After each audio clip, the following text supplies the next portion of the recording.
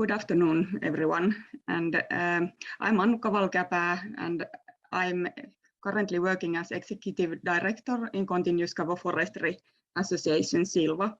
And after my presentation, you will know why I want to work for this organization. But I will talk you about my PhD, which was quite, a broad consideration on forest-related decision-making as such. But I will now focus on this one very specific aspect that came out as an incidental finding within my PhD. So here is the whole title of my PhD was Values, Fairness and Legitimacy in the Context of Finnish Forest and Nature Conservation Policy. And I defended my thesis in 2014, so you can in a way put this in context that it is and the data was collected in 2008. So in that time in Finland, continuous cover forestry was not even allowed, basically. In 2014, the law was renewed so that continuous cover forestry is allowed. Yeah, so I will talk you about the data or this one finding in the data that was a survey on Finnish citizens' views on forest-related decision-making. And the population was Finnish people. And this is very well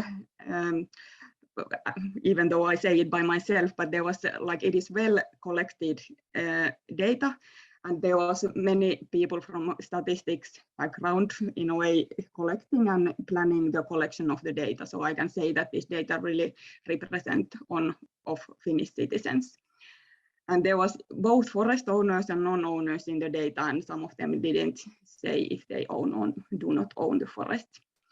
And it was quite big, huge questionnaire, I would say. There was 142 Likert scale questions and 2 open-ended questions. And here is just some issues that I wanted to find out with those Likert scale questions. And as I'm a statistician in my background, so I focused on this quantitative data, but I will talk you about one of these open-ended questions too within this presentation. But still I want to focus that this data was, this is representative sample of Finnish citizens. So this is regardless of if they own forest or not.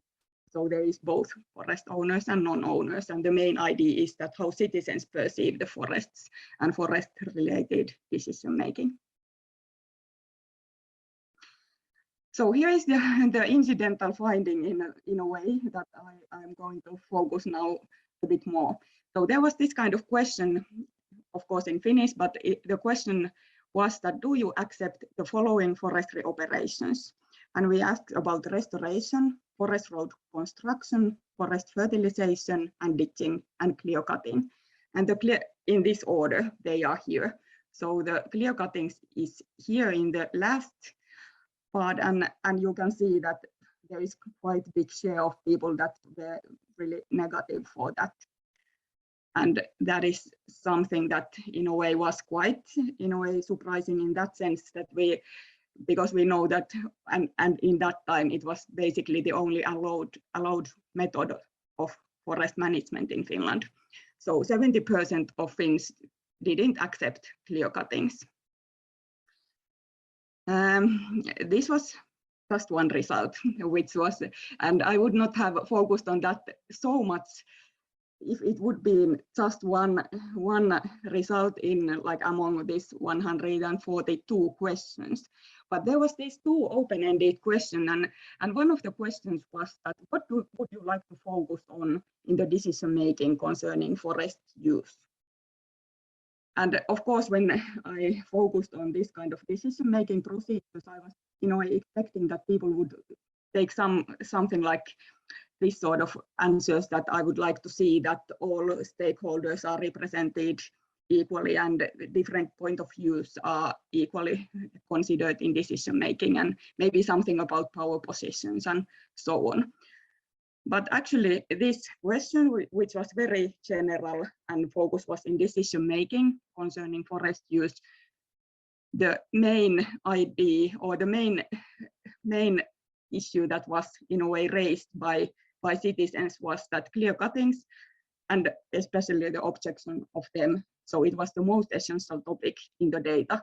So this was really like the big issue there when people were asked this kind of general question.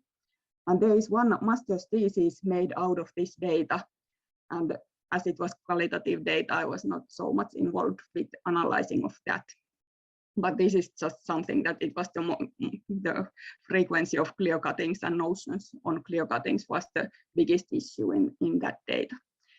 And of course, citizens are not very careful with the terminology, and there was something that we can consider in a way different, or maybe they are not so professional in that. But anyhow, like these were something, the aspects that they raised there, that citizens suggest alternative forestry practices like thinning and uneven age management.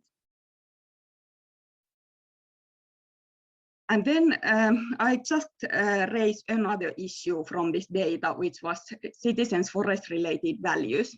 And even though this graph is mainly in Finnish, so there is like different values that we asked concerning forest owners, concerning forest values, like what there are the goals that in a way in the forest management, what are considered there. So you can see that the most important issue, and it is like really the biggest issue here, is the maintaining biodiversity. And this was somehow a bit surprising for me when we asked this issue from citizens' perspective, in that sense that I thought that maybe people somehow like think more about scenery or something like recreational issues or so. But this was really like something that was clear, as you can see from this picture. So this first one is the maintaining biodiversity.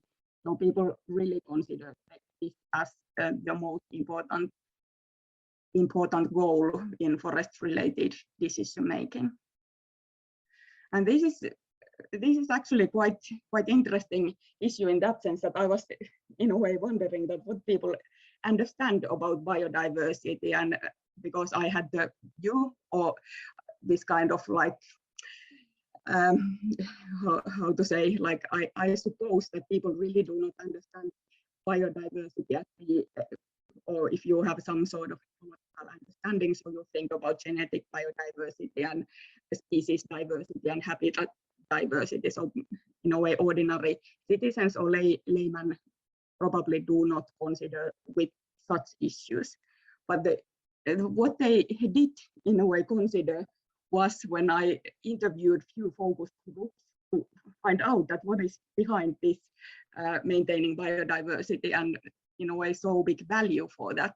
So the main issue that was in a way raised in those interviews was something like, it was first quite in a way not focused discussion, but then there was some sort of understanding that if we somehow deteriorate or somehow like do harm our environment, so it will eventually harm us.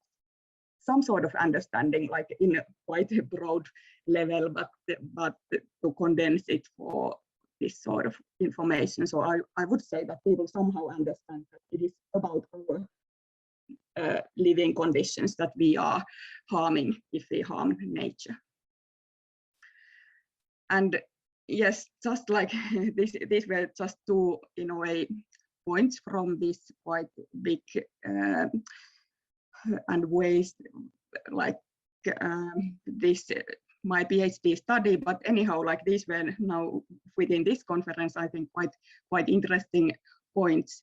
And the main conclusion from that PhD was that the challenge for more legitimate forest policy would be to widen the perspective on the benefits that forests provide to us. And that is something that I would really like to, in a way, promote also in my role currently, but in that sense also that it would serve the citizens' benefit too. But I suppose we will hear about this more in details in the next presentation. So I'm happy to hear EU perspective on this also. So thank you for listening.